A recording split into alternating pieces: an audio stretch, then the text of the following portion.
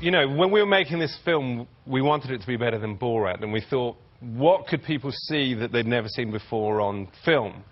And we thought one thing would be a comedian interviewing a terrorist.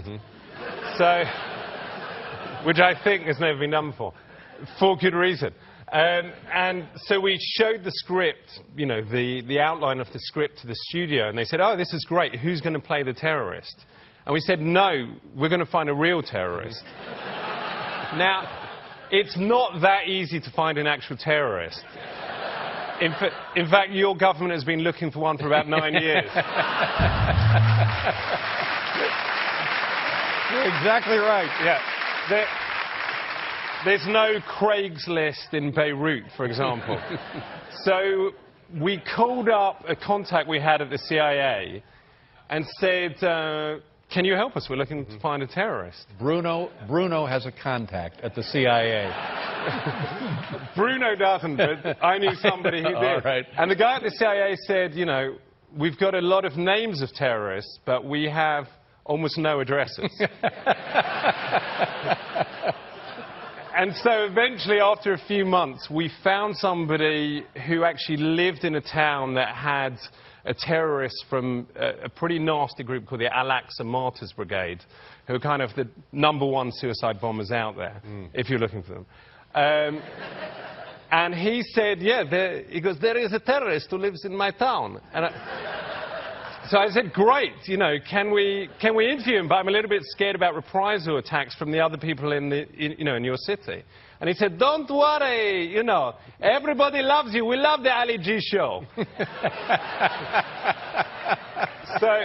So the next thing was, I thought I needed some security to get to the terrorist, because it was in the West Bank. The guy picks this secret location. So we called around some security firms.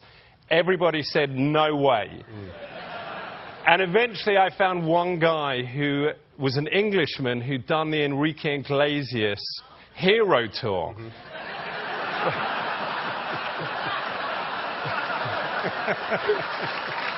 You gotta go where you gotta go. Wow. You know, his main job had been protecting Enrique from flying underwear. You know, I knew if it came to it, this guy would take a bra for me.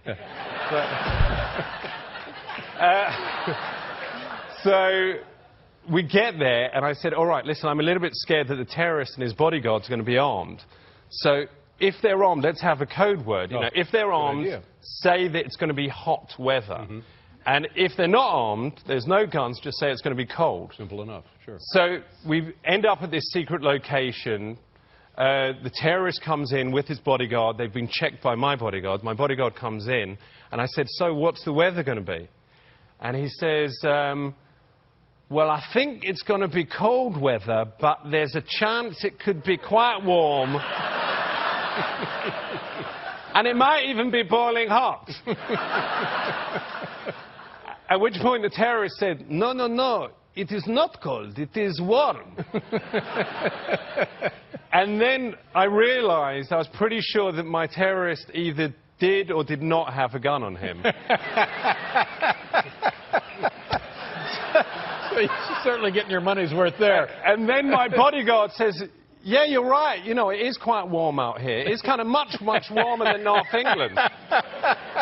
At which point I realized my bodyguard had forgotten about our role play. They're just talking about the weather. I was discussing the weather with the terrorist. Now, will these guys eventually see the film? Did you invite them to the premiere, or? I pray to God not. Yeah.